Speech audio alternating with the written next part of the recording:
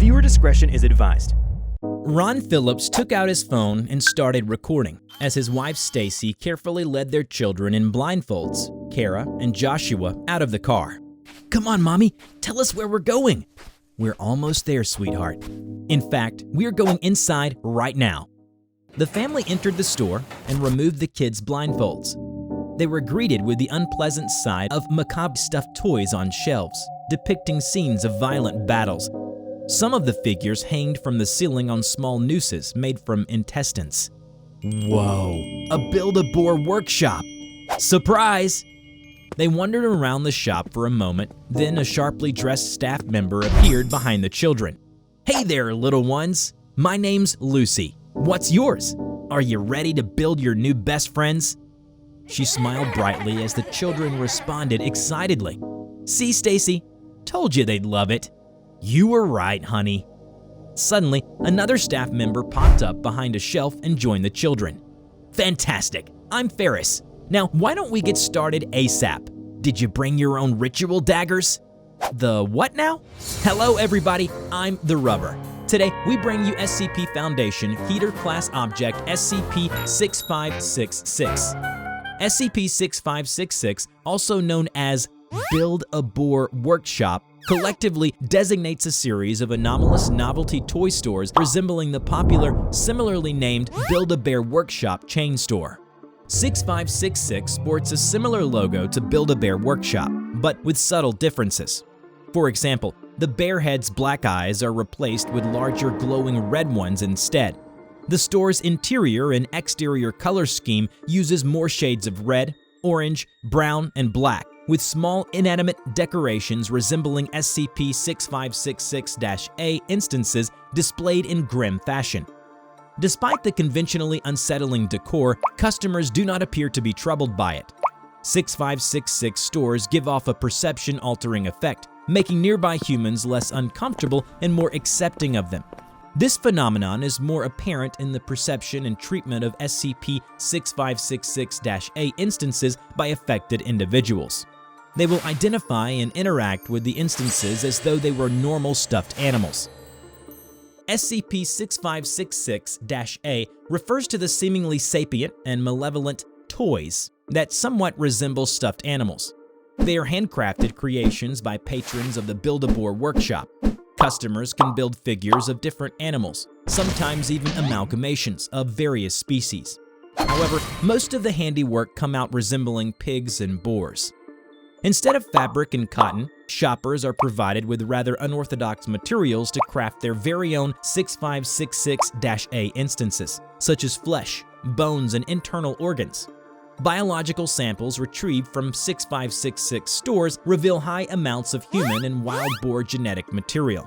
Further examination of the human DNA collected often results in DNA matches with missing persons from around the geographic area.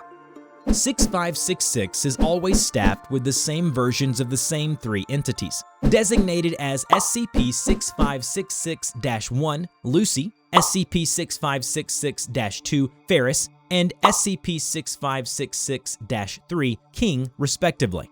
Their names are self-proclaimed, and they will become extremely agitated if you call them anything else. The three entities also wear name tags that only ever displayed random and presently indecipherable symbols.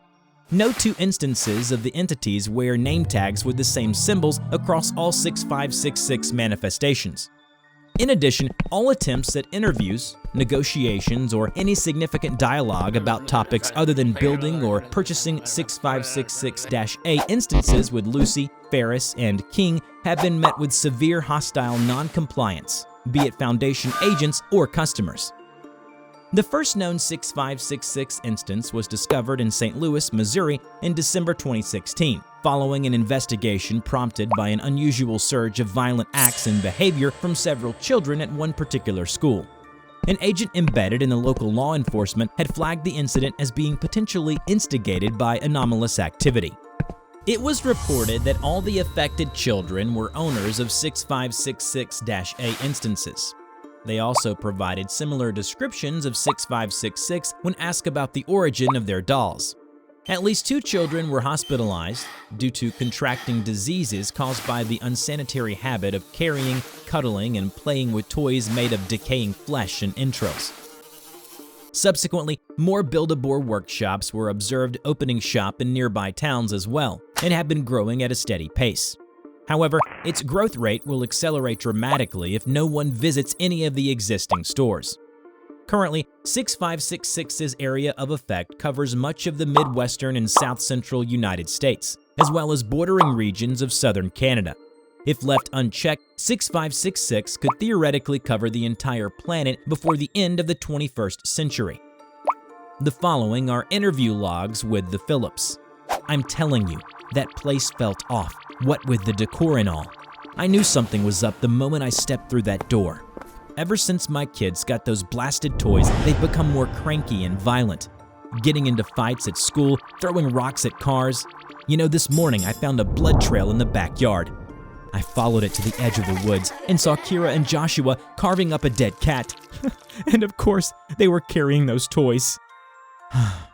They always do now, wherever they go. I mean, I know it's not that strange for kids their age to bring their stuffed animals everywhere or talk to them like imaginary friends, but it's the way they talk and play with them that scares me the most. Can you elaborate on that?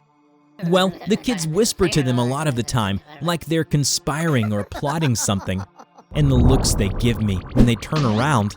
Something's definitely going on here, especially with those damn toys. I understand, Mrs. Phillips. We're trying to get to the bottom of it. Is there anything you can think of that could be helpful to us?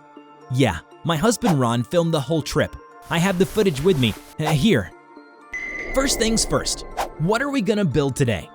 6566-1, Lucy, brought the children's attention to a shelf containing a series of small, empty, skin-like suits of varying sizes, colors, proportions, and apparel. All of them displayed board features, such as snouts, tusks, curled tails, and the like. Oh, I want the red one with the big face and tooth horns. I'm gonna make a Pegasus princess. Fantastic choices all around. Now why don't you follow Ferris here to the stuffing machine? Kara and Joshua followed 6566-2, Ferris, into a room at the back. Inside, the kids watched with excitement as Ferris revealed a large machine with a glass panel splattered with blood. Sharp turnstiles on a rotating bar can be seen continuously mixing various entrails and organs. And now, let the fun begin. Ferris collected the small skin suits picked by the children earlier. He affixed a small hole on the suits' torsos to a nozzle on the machine, filling them up with the meaty mash. Then, he took out a basket full of beating hearts for the kids to pick. Now then, did anyone here bring their own ritual daggers? I'm sorry, what did you say? That's okay, we should have a couple laying around that the kiddos can borrow. Hey King, can you grab a couple daggers? A door in the back opened. 6566-3, King walked out, holding an ornately crafted dagger in each hand. Screams of agony could be heard clearly from behind the door, though no one present remarked or reacted to it. Hi, I'm Manager King. Welcome to my little kingdom of fun. I'm glad to see you little rascals already hard at work building some boar buddies of your own. Great, now kids, repeat after me. The next 7 minutes and 6 seconds of the footage was heavily corrupted. The video shifted to a mix of red static and multicolored flashing. Heavily distorted and unintelligible dialogue could be heard, interrupted periodically with what sounded like human screeching. When the video returned to normal, all parties were shown to be unhurt, despite being covered in moderate amounts of blood. Dr. Popescu and Stacy were visibly shocked, yet no one in the video reacted to the bloody mess at all. Great job, kiddos! Now your little piggies are alive. Wow, isn't this exciting? I don't know, hun. Something seems wrong. Nonsense! What could be possibly wrong with making toys for children? Kara and Joshua began dressing up their new dolls. Kara opted for a princess dress, while Joshua went with a dark red wizard costume with a staff. Excited, they showed their parents their new best friends. Ron responded happily, whereas Stacy only nodded with a dazed expression. Now, remember kids, The best part about a best friend is that they are someone you can always trust. So make sure to listen to your boars. In unison, Kara and Joshua reply with, "Okay, Mr. King." So, how will we be paying today? Cash, card, or soul? Thank you for sharing this. We'll put it to good use. If it's all right, I'd like to speak with your children for now. Yes, of course. Please see if there's anything you can do to help them break out of this cursed spell they seem to be under. Can you share with me what you're telling your princess? Silence filled the room as Kara only stared unblinkingly at Dr. Popescu. So, your toy, Merlin, tells you lots of things from time to time, yes? Can you tell me some of it? Merlin says that right and wrong is just a big fat lie built to prop up the weak off the backs of the strong. I'm sure he did. But look, you know how like in cartoons, there's a little angel on one side of the hero telling them the right thing to do? Then there's a little devil that tells them to do something bad instead? Merlin is kinda acting like the little devil from those cartoons. So maybe you shouldn't listen to everything he says. He said you might say something like that. He also told me what to do if you did. Oh? And what did he— Whoa! Joshua suddenly pulled out a pair of scissors and rushed at Dr. Popescu. He was able to subdue Joshua without injuring him, while he himself received a few minor cuts. After forcefully procuring the toys from Kara and Joshua, as well as Ron's cell phone, all members of the Phillips household were amnestized. The recovered SCP-6566-A instances were promptly destroyed.